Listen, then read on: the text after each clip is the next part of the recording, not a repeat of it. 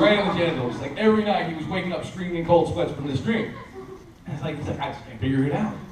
And they come to find out the dude was like my age and still lived with his mom. That's sad, by the way. Just letting you know, that's creepy. Not if like if you're in college or something, or you've got a reason to live with your mom. That's totally fine. I totally understand. But this guy like owned his own business. Like he was wealthy, well-to-do gentleman, and still lived with his mom. And his mother like ran his life. Like she was picking out his clothes in the morning, telling him what to do, making financial decisions for him. You know, he needed a wife. Is what he needed. He needed a wife. He did not need that. And so more or less, this was his unconscious trying to tell him it's time to like open the closet, face the snake, and get out. And anyway, there you go. And then you have the kind of the opposite of the persona, which is the anima and animus. And these are parts of us that are based on our parents for the most part. Not completely based on our parents. For guys, the anima is our inner woman, like is our inner feminine. Usually based on your mom. It's also what makes you attracted to certain women and not attracted to other women. There's something, it could be something very simple that you don't even acknowledge, but there's something about that woman that clicks with your anima. And that is. And we have an animus too. Guys have one. That's usually based on your dad or a male figure, or what you consider like what a guy should be like for guys. That's kind of what ours are. Is this thing cutting out or is it me? Yeah. It is, okay. Just check. So that's kind of for guys. For ladies, the animus is your inner dude. It's a lot of times based on a father figure, or some type of masculine figure who's in your life. And it's also, it can be a good thing and a bad thing on both sides, because it does have a lot to do with the kind of guys you're attracted to. Like, if you ever have one of those girls who's like, I just don't know why I can't meet a nice guy. You know that one, right? And you're like, and then of course, then what happens? You go out to the club, and who's the first person that she like starts talking to? The guy who like is downing beers and high-fiving everyone in the room, right? And they like crushes it on his head. Yeah, and then you're like, yeah, that mystery solved. But anyway, so for women, that's kind of what the animus is. The anima for you is kind of, in a sense, what you think being a woman should be. And these days, the anima for women has become so much more complicated for you guys. Because you have so many different examples to follow. You've got these weird idealized examples that are followed by reality that you can't, one doesn't match up with the other. And then, of course, you have a world that tells you one way of doing things, and you have, your personal family who may tell you something different. And so it's kind of conflicting. I am so happy I'm not a female. Don't take it the wrong way. But it's much less complicated for guys, I think, than it is for women, as far as finding your identity with anyone, animus. And also, just to say, people who are transgender have this as well. Just because you don't identify as male or female does not mean you don't have an anima or an animus. It's just that in the confines of, or not the confines, but in the context of your world and your identity, they're a little more blurred. And you kind of have to find a common ground between them. So anyway, moving on. When Naruto more or less goes through a certain number of trials in his journey, he actually comes across 3 of these figures.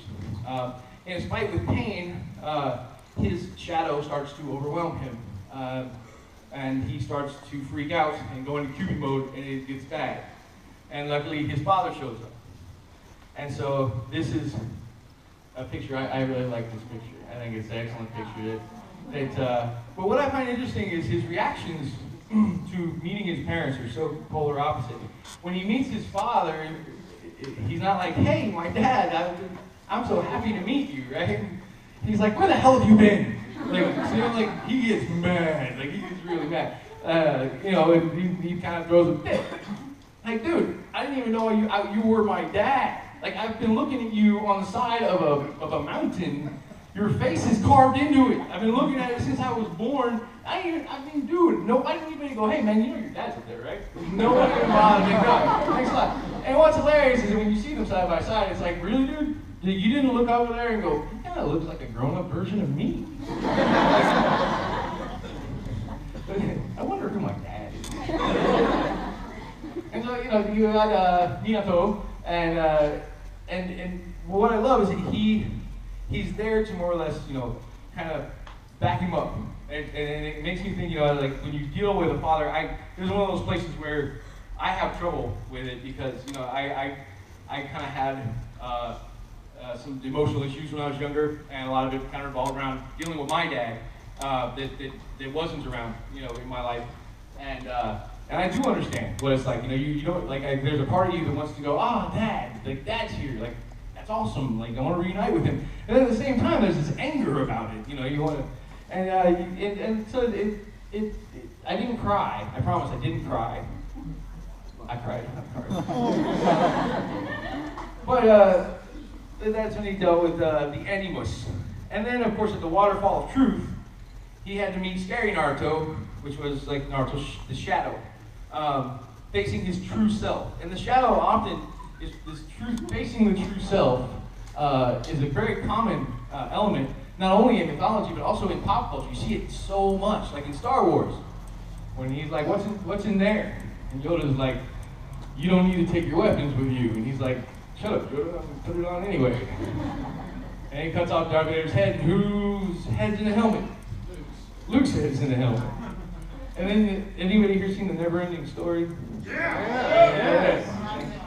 The part where Atreyu goes and the guy's like, you have to face your true self here. You have to see the reflection of your true self. And most men, find out, when they find out who they really are, freak out and run. And this is kind of what Naruto's dealing with, is the same situation. He has to deal with the ugly stuff inside of him. And at that time, he's just gotten done, saving the village from pain. And he's being treated like a hero. People are asking for his autograph, Ichiraku Ramen. I mean, how awesome is that? And yet, he feels in his persona, in his ego, he feels that he should be nice. I finally got what I wanted, right? That's awesome. But his shadow is resentful about it. His shadow is ticked. And the reason his shadow is angry is because where were these people when I was a kid? Where were these people when I was sitting?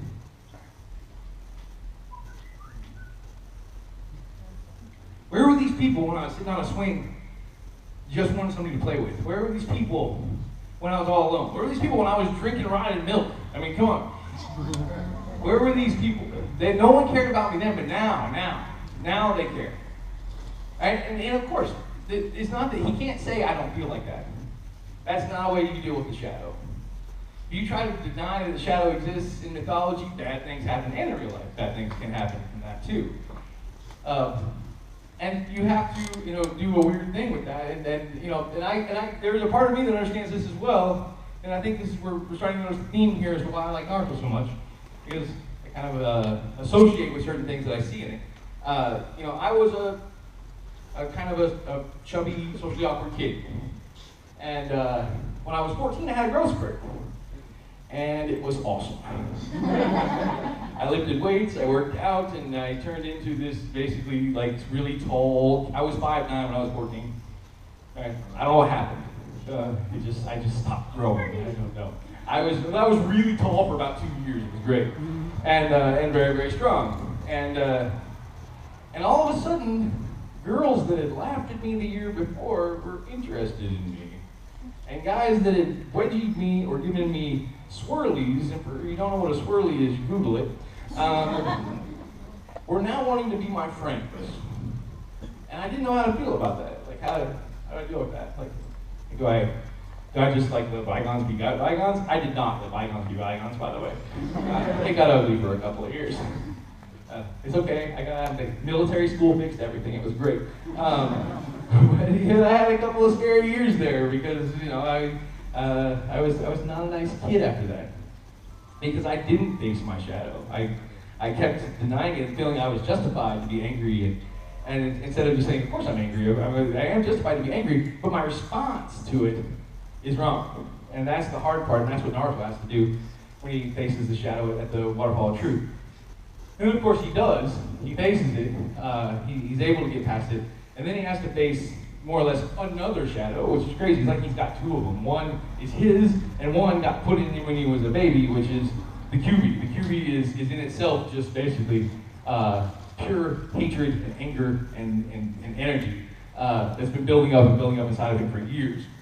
And so when you got a little bit too much masculine, sometimes you need your mom. And I love this next picture. That's one of my favorites. And the reason I love this one is his reaction to meeting her is so completely different. She doesn't even get it out yet. Like she starts to say, like do you know who I am? And immediately he is jumping to hug her. And the red hot habanero, which I love that name. I think that's awesome. And Naruto's mom. And usually the real world example I kind of give to explain the presence of the anima in this situation is, have you ever seen two little boys get into a fight? Like little ones, like 8, or younger? Like, where you're not sure if they're mad or scared. Like you pull them apart and they're like, they're freaking out. They start, and then as soon as mom shows up, it's like that scene from Christmas Story where he's beating the crap out of that kid. And what happens as soon as his mom shows up? It's like, he's like, you have all this rage and I don't know what to do with it. And then so, but nothing can calm me down like mom, right? Well, usually. I hope you have a mom like that. I have a mom like that. She's right over here, actually, and she's an awesome lady. Wonderful lady. And when I was a young kid coming home from school, just like red in the face, so angry about like being made fun of, she was awesome at calming me down. She always made me feel better about it. So anyway, so that's you have the anima, which is Uzumaki Kushina, who's able to help him kind of lasso the power of the Kyuubi. But the issue is that just because Naruto has done that, he still has to face the second shadow, which is the Kyuubi itself, and make friends with it. He basically has to do with it what he did with his own shadow, which he didn't fight it, he didn't deny it, he embraced it. And I sometimes, I don't know, I guess I have enough new people here that I probably should explain the Nathan had that dream one time part. When I was in college, I had a dream where I watched 2 versions of myself fight each other. It was really weird. One was bald and had black eyes. The other one had long white hair and basically just everything was white. Like white clothes, white everything. Even his eyes were white. And they started fighting, and then at the end of the dream, the one in white hugged the one with the black eyes, and they both disappeared. And then I saw this and was like, oh, that's what that was. I've been trying to figure that dream out for like 10 years, and I'm like, oh, it all makes sense now. Thank you, Naruto. Thank goodness. I don't need therapy, I just need Naruto. It saved me so much money.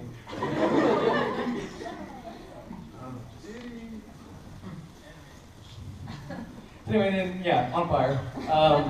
But this is what he gets, basically, from being able to go through the psyche. When he goes through that journey in the psyche, he gets another boon, which is being on fire, which is even cooler than frog eyes, and works way better. And of course now he moved on to the Jinchuriki mode, which is this on steroids, which is pretty awesome. Plus frog eyes. Yeah. So anyway, then last year we looked at Gaara's journey into the psyche, which was very similar, and I thought was very interesting. That he really, though in a more long-term sense, he went through the same journey as Naruto. But his shadow, as far as Gaara is concerned, he went through his facing of his shadow back in these days, when I peed a little every time I saw him. Gaara, I did not like Gaara when he first showed up. I didn't like him at all. As a matter of fact, he creeped me out, and I was like, I can't stand that character. Now he's my favorite character. I love him to death. I think he's awesome. When he died, I cried more than a grown man should cry while watching an anime. Way more. And by the way, do not watch anime with your friends if you get emotional. It was a bad choice. I didn't know what episode was going to happen. I didn't know that was coming. Yeah. So, but he faces his shadow in his fight with Naruto. Because Naruto was kind of like a reflection of it and made him face it. And by the way, I did not write this. I know there are not two D's in sadness. Okay, I did this. I'm not responsible for this typo. I got this off Google. So sadness. Yeah. So he has to deal with that. And then what I find interesting is that last year when we talked about this, that he encountered both his anima and animus in like one day. That's a lot to absorb. Mom was made out of sand. It was great, which I thought was beautiful. You have this kid who's grown up with so much hate and anger about his parents. Being told that his mother always hated him and wished he had died in childbirth, and that his father sent his uncle, the one guy that he thought like loved and cared for him and didn't call him Bakemono all the time, sent him to kill him. And he finds out some of it was true, but it wasn't in the circumstances, obviously, that he thought it was. And that his mother has been infused with this sand from the beginning. She's always been there. The sand doesn't protect him because his mother hates him. The sand protects him because she loved him. And I just thought this was such a beautiful picture, I had to show it twice. It really is. I really just think this says it all. I really think this should be a Mother's Day card. Thanks, Mom. That's all it is. Just this with thanks, Mom, underneath the bottom. There. And so after he realizes that Kurua has been with him all along, he's able to come to terms with the lies that he's been told. And a lot of that journey comes when he meets Zombie Dad. Zombie Dad, don't knife me. Okay. Oh, by the way, that's just my favorite picture of Gaara because it breaks my heart every time I see it. And I don't know why that happened. There we go. And I love this. His father sees that the Gaara has become Hokage, and he is confused by it.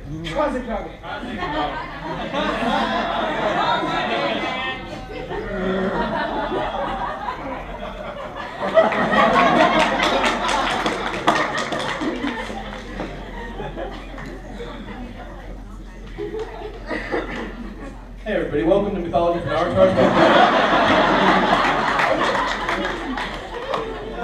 Sorry about that. Kazekage. Wind Shadow. And he's confused because he's like, I kind of figured you would have leveled the entire village by now, and he had not. He had actually managed to overcome his anger and his resentment and his pain on his own, without him. And he is so